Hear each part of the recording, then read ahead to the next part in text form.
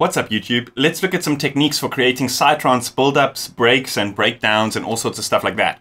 So I generally have a couple of different ways I approach this, and the first few ideas I'm going to show you are a bit more of a sort of structured approach. Then I'm going to show you guys a couple of different ways that I kind of experiment with breakdowns to create different kind of stuff. This is what the sort of more structured breakdown stuff looks like, and then we're going to just start experimenting and do a couple of other things. So yeah, this is what the sort of more structured stuff sounds like.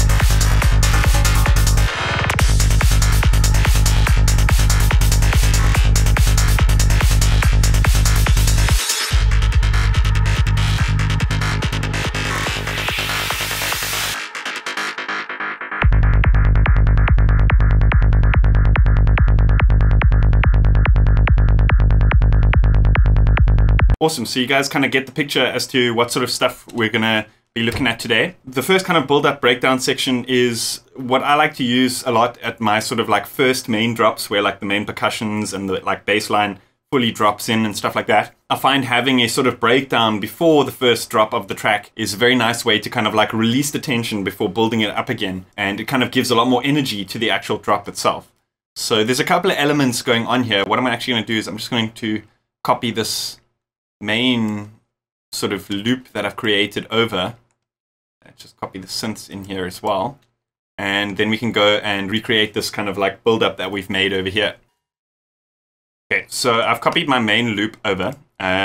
This is how I usually build the track, is I'll create a couple of main loop variations and then kind of stitch those together and create the sort of in-between sections, if that makes sense. So let's say, for example, start to kind of dumb this down and move backwards slightly. So let's move it back, and then what we can do is we can actually remove our sort of main open hi-hats and things like that. So here I actually had a sort of auxiliary type of rhythm on another channel that kind of dropped away when the main hi-hats came in. It was similar to the open hi-hat pattern on that offbeat, but a closed sample, if I'm not mistaken, just to fill in the gap before the main sort of open hat comes in. But anyway, so okay, so we've created a simpler sort of percussion section here to build up from, and let's sort of create slightly simpler leads and stuff like that. So let's actually just listen to what we've got so far. So that's our main lead, and we may not want that in our sort of pre-drop section. So what a cool thing to do might be to use a filter to kind of bring it in slowly over time, and then have it drop in at this kind of at this drop. So you kind of get a hint of the sound before it comes in, and then it drops fully. So I think I've already loaded up a filter. I just used the Cubase Morph filter over here, and then we can actually just kind of draw in a curve, something like this.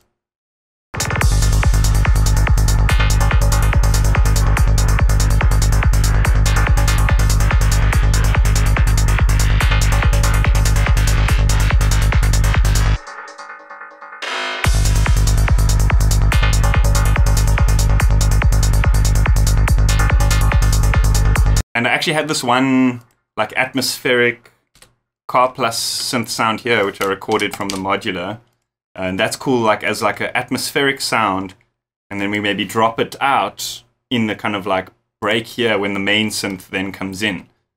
Okay, cool. So we've sort of dumbed down our synth tracks and created a bit of progression over there. So let's look at how the kick and bass builds up over this section. So here what I like to do is I like to drop out the bass line for a couple of bars before the main drop. So then what happens is your ears kind of climatize to a less bassy sound. So when the drop comes back in, it's got a lot more power to it.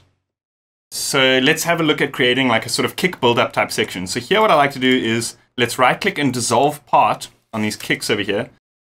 So remove that little roll. I'll show you guys how to make that just now. So here, what I like to do is, like I said, drop out the bass, and then the kick will carry on at that progression, and then the kick will slowly start to kind of like build up with the momentum of the track, and then drop to kind of like break, and then bring the rest of the track in.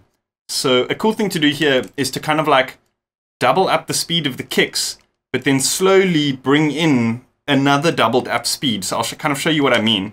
So let's duplicate that bar of kicks that we had made there and do something like that. So we've now created double the amount of those. But then what we can do is, I've actually done it already, you can just duplicate the kick channel, and that will keep all the kind of like group and routing and stuff of the kick intact, which will be important for what we're going to do after this. And then we can actually just copy this to something like that. So now we've got the double up rhythm on a separate channel. So I'll show you why that's important in a moment. Let's just take out this last 4 beats. So here what I like to do is, let's bounce this, but let's put it in an event first, so we can stretch it out to hit the actual grids. So it'll be easier to manipulate afterwards. Then we can go bounce selection, and then we can create a fade in like this. So what that's going to do is it's going to kind of slowly fade in that double time kick. Let's have a listen to what's happening now.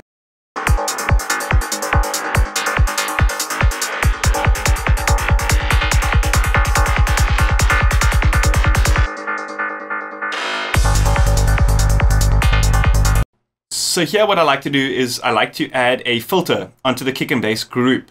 But it's very important to actually disable this filter or bypass it when you're not using it, just so that the filter doesn't actually alter the sound of your kick and bass when you don't need it to, like in your main sections and stuff like that. Alternatively, you could bounce out a section of your kick and bass and then apply the effect. But for sort of continuity, before I've kind of got into the nitty-gritty of mixing my track down, for continuity of that kind of like kick bass slowly fading in, I may change the EQ or something on my kick or my bass, so I don't want to kind of bounce it out now and then suddenly have this kind of change in the breakdown. But I'll show you a little bit later. There are ways where you can kind of do that for certain techniques, and it may actually create a better kind of effect. Anyway, so I'm going to let this play, and then we're going to just automate this bypass over here. Okay, this was actually set to bandpass because that's what we're going to do a bit later. But let's just set it to a high pass quick. Okay, perfect. And now we want to sweep this frequency slowly upwards to the actual break. And that's going to kind of like start with the sort of, it's going to like carry on the low frequency rhythm of the kick and then slowly fade it out and speed it up and create this kind of like momentum. But it's going to apply the effect, because it's a group, it's going to apply the effect to both our kick channels. You could put bass in here as well. There are a few times where I've done that as well. But I like to remove the bass, and that kind of like creates that sort of momentum that starts the kind of like build-up process. If that makes any sense.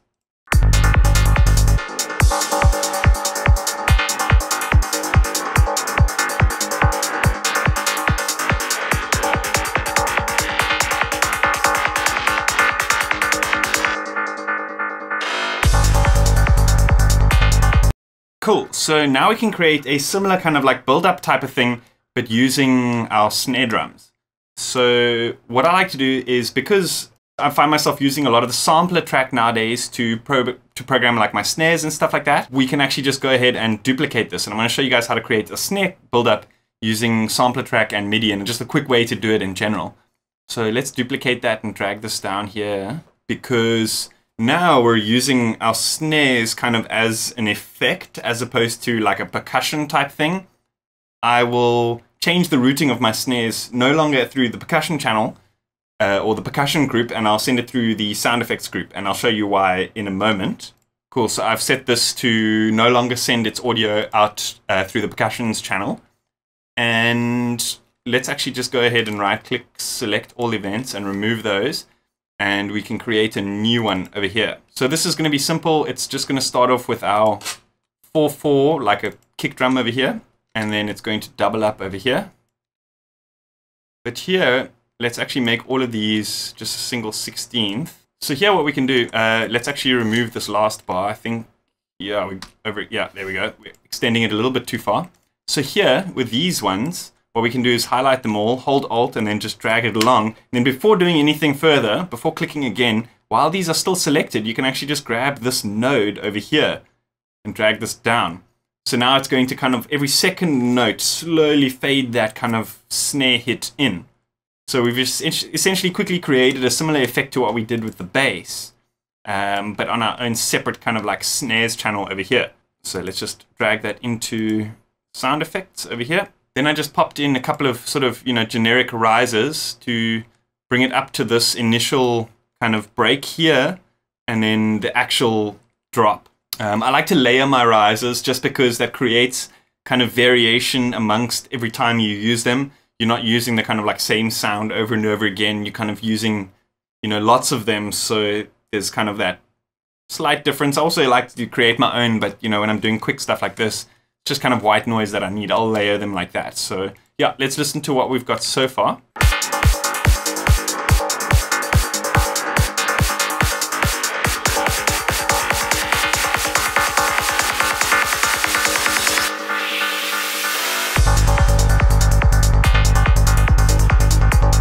Cool, so once I've created that kind of like snare buildup, I like to render it out as an audio file. That just makes it a little bit easier to kind of like use it various times in the track, chop it up, and you know, maybe pitch shift it or do all sorts of processing and stuff after the fact. It also gives you the ability to easily create like a fade in, just so the snare doesn't kind of like come in very abruptly. You want it to kind of like slowly build with the momentum that we're creating in this kind of breakdown section. So here, like I said, let's just create like a bit of a fade in. So another thing I like to do with these types of build-ups is to slowly bring down the level of the percussion group as the momentum is building up here. But I don't like to automate the actual volume level. So I'll usually use a plugin that has, you know, like a volume control in it. Just the first one that came up in my list that I know of is Isotope Relay, but there's several others that you can use. So essentially, I like to just automate this downwards over this sort of period while the momentum is building. And that way you kind of, it almost sounds to the ears like that percussion loop is slowly turning into that kind of like snare buildup. And the reason why I put the snares into a different folder or a different group now is because this automation would have been applied to that snare buildup. So that's just one thing to note here.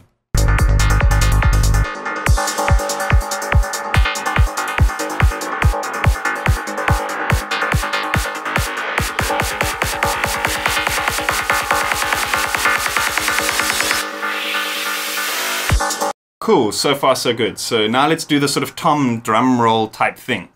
So here what I like to do is I like to listen for the rhythm that the synth or that the main lead has. And I like to quickly create like placeholders for those rhythms. You can use hit points and, you know, automatically detect the rhythm, but I like to go by ear. That way you get a little bit more of a kind of humanized effect going on. I guess that's the correct word. So here what I'll do is, over this little drop here, I'll listen to that main lead that's coming in, and I'll create like a little sort of kick pattern that kind of goes to that rhythm, if that makes sense. So I'm going to play it while I lay out some kicks to kind of show you what I'm talking about. So here I will loop this section over a few times while I kind of create a sort of kick pattern that kind of goes with the rhythm of that synth that's about to come in. And then I'll apply random sort of toms and drum sounds over that. I'll show you what I'm talking about.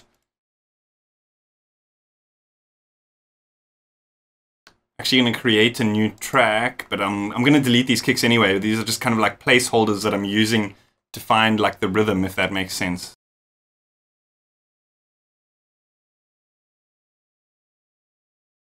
So here what I'll do is I'll actually mute these kick drums. So I'll just basically place random like tom hits and stuff. I just used toms here. On that rhythm of that kick that we created, da, da, da, da, da, skip, da, but then vary what tracks they're on, and then pan those left, right. I like to also layer those sometimes with like bongo layers. So I also chucked in some bongo samples again to that kind of like rhythm, and also panned them randomly on the tracks, and then sent all those channels to a group channel. And in fact, I actually used a percussion loop as well, but I just chopped it up. I'll show you what I did here. And then I found a percussion loop that I kind of chopped up and again laid it to the kind of rhythm of these like kicks that I had made. So this is the original percussion loop here. Obviously I warped it to fit the tempo and stuff, but this was the loop before I chopped it up.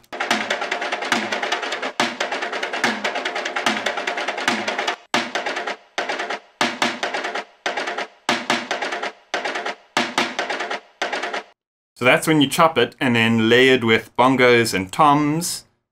And through a group, I put some quadrifuzz on there and a bit of reverb. So here with the quadrifuzz, I actually removed all the low end. I boosted the sort of low mids with a bit of tube. And then I distorted the kind of mid highs, drove that a little bit to create that kind of like trashy kind of sound.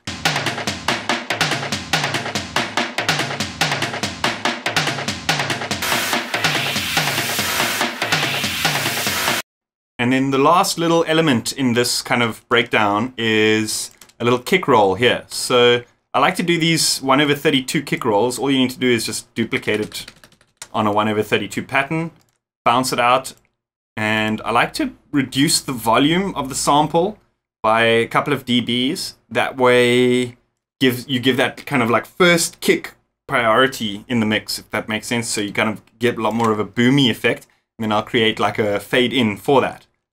Cool, so that should be it. Let's have a listen to the entire thing, see if we've got it.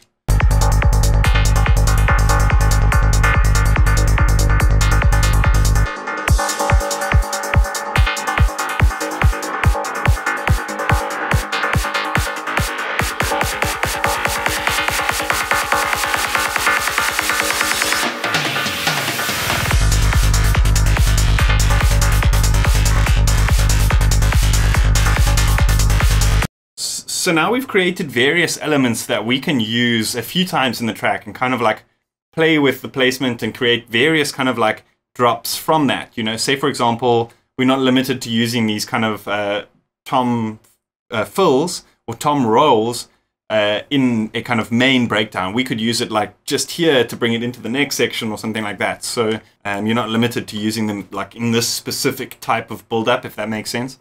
So let's have a look at like the opposite of this, a kind of like breakdown back to a kind of more minimal kick bass section. So what I'm going to do is I'm going to duplicate this, and we've actually got the variation synth that we created in that Thorn Robotic Leads resampling. So I'm just going to drag this one across here. This is like a variation on this main lead over here. And then these atmospheres and stuff can come out there, or maybe leave that one. So yeah, we've got like our sort of main section with a lot of leads, a lot of energy, a lot of stuff going on, but we want to, you know, maybe release the tension a little bit, like bring it down into kind of like a breakdown section and then drop just the kick and bass after that. So this is a cool way to kind of like create a transition between a very busy section and a sort of more minimal section. Here, let's start the kind of breakdown process. So what I like to do is remove the percussions again there. That way the brain automatically like knows that momentum is starting for that kind of build or break or whatever. And then here, let's create a filter, but let's use a bandpass as opposed to the high pass. That way we can sweep all the way from the low up to the high, something like this. But this time, let's leave our bass in the example. So I believe we can actually just automate this filter to turn into a bandpass like this. Could use 2 filters or whatever. It's up to you. So cool, bandpass filter on the kick and bass over here. So here we're going to have our synth carry on playing here, and that's going to kind of like keep the momentum going. And in the drop, I'm going to show you a cool little trick that I like to use.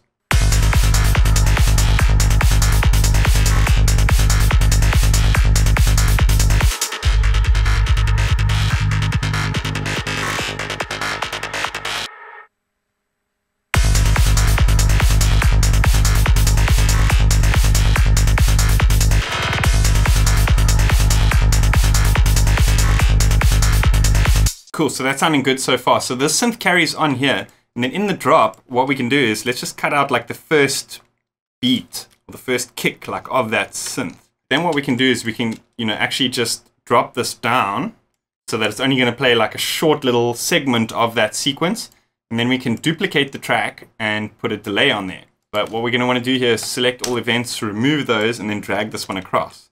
So here, let's put on color copy. So here, what we can do is, or what I like to do is, basically, it's going to play, then it's going to hit this section, and it's going to start the sort of delay process over here. But what I like to do is I like to automate the kind of regen or the feedback of the delay and ride it while that kind of sound is being re-triggered. So you can kind of get to a point where it's a little bit too feedbacky and you can kind of pull it back a bit and you create this really cool kind of atmospheric effect. I'm going to show you guys what I'm talking about. So let's hit read write and we're going to ride this regen knob while it plays through the sequence.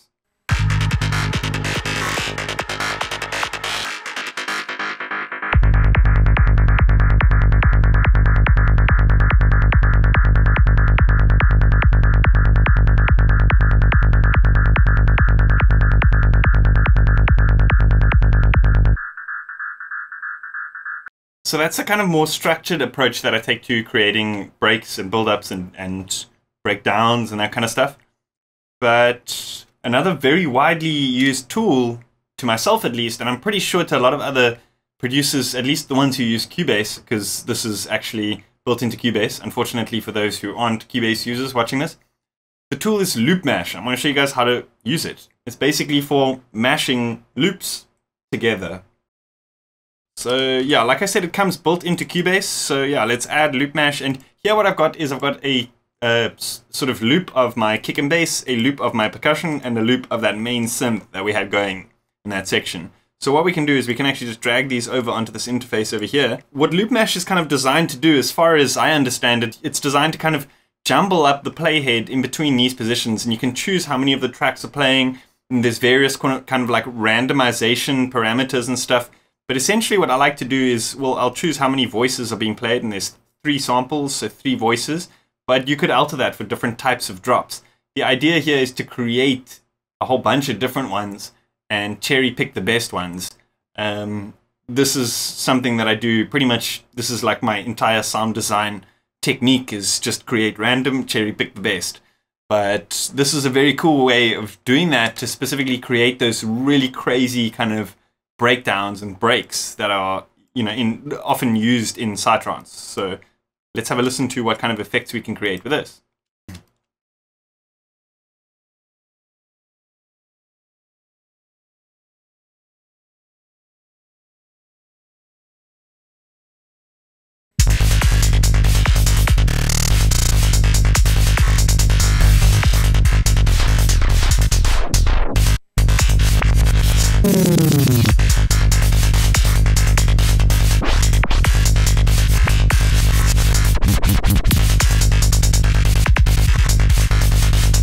So as you can hear, it just jumbles the hell out of a bunch of loops that you throw into it, which kind of sounds nonsensical, but when you record the output, you can actually get some really cool results specifically for drops, and I'll show you what I'm talking about.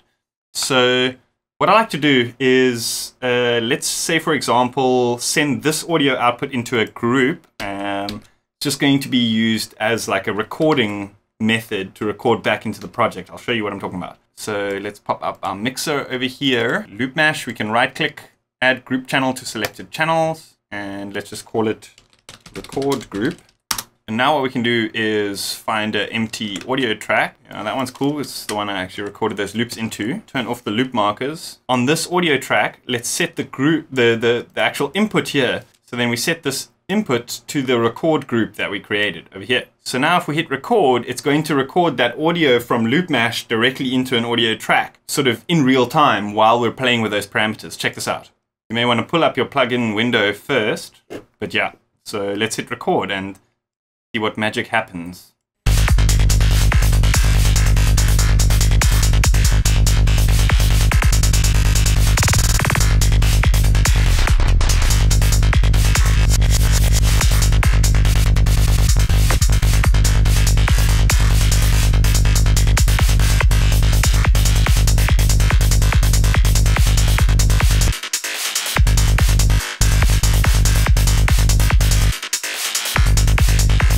Cool, that should be enough for this demonstration. So let's say, for example, I'm going to just grab a loop here. I'm going to make another section here, And okay, so in the middle here, let's create a break. So it can just be like a 2-bar break. Let's take out this percussion. And now what we can do is we can actually, you know, to save time, I'm not going to listen to the whole thing and find the best parts, but you guys can imagine what cool parts you can find in there. And it's just randomly put in a part like that. We're going to have to mute loop mash before playing it again. Otherwise it might be a little bit loud.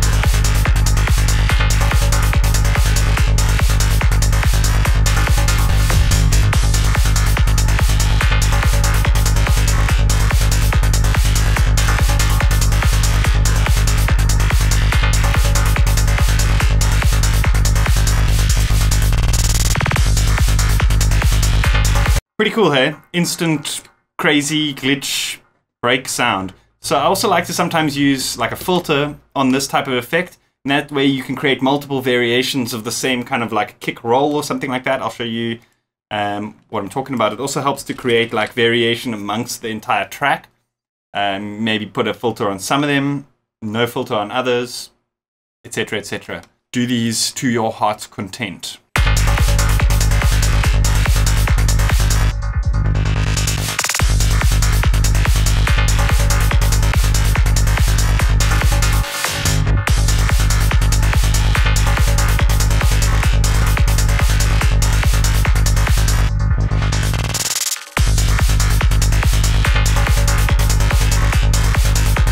Awesome. I hope you guys enjoyed that. I hope that gave you an insight as to how I create some of my breaks, build-ups, breakdowns, crazy glitch effects, all sorts of stuff like that. A big thanks to IDM Mag, proud supporters of the dance music scene and my channel.